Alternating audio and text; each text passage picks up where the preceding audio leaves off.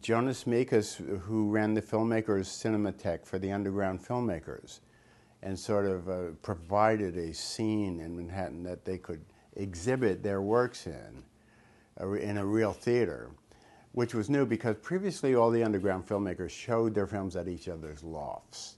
And each other's clique or crowd would go to the other's loft to see their work, or there would be one person, an avant-garde or a bohemian artist, who would show several of the artist's films in their loft.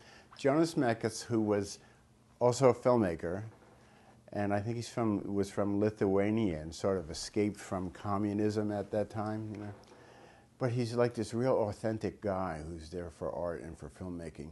He actually rented a theater where the underground filmmakers could show their films to the public and to reviewers, not just to each other's within the scene, but where anyone off the street could come in, buy a ticket, and actually see these underground films. So it was a whole new phenomenon for the underground filmmakers. And Andy was one of the filmmakers Jonas decided to show.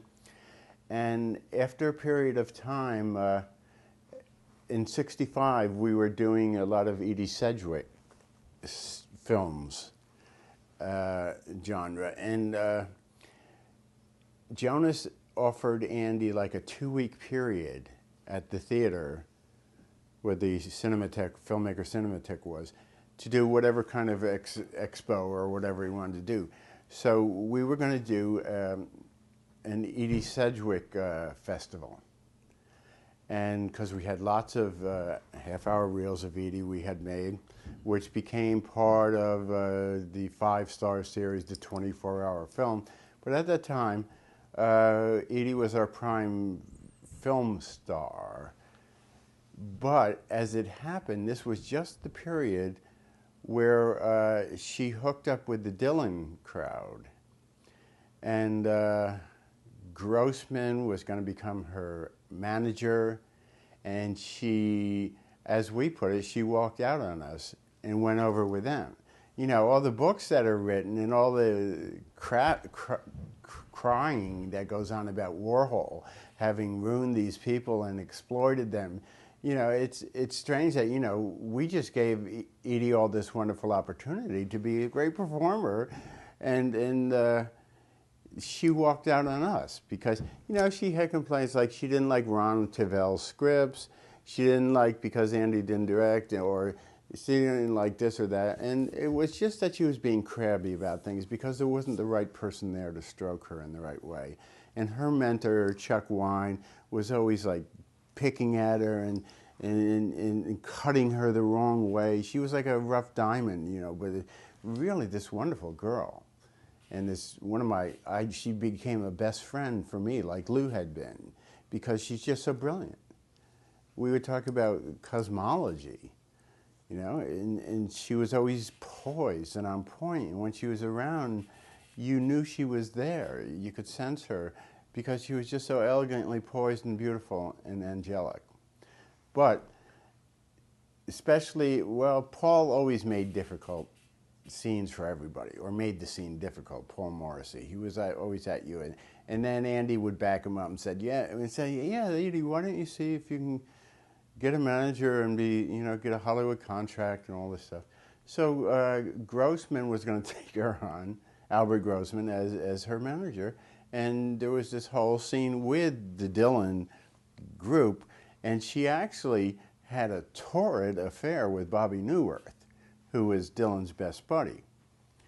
And then Undine had turned her on to high-grade amphetamine also, so she was now into methamphetamine.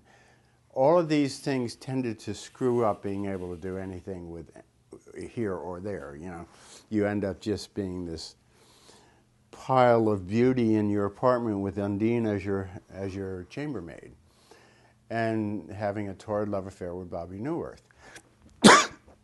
So because we were all sort of pissed that she just walked out of the factory and went with the Dylan clique, that we decided not to have the Edie Sedgwick retrospective.